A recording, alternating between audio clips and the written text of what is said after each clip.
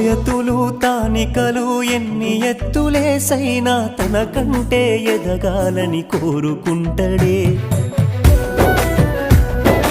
అప్పు చేసి తిప్పనైన నా గొప్పల కోసమని బుక్కులు కొనిపిచ్చి నన్ను చదివిపించెనే.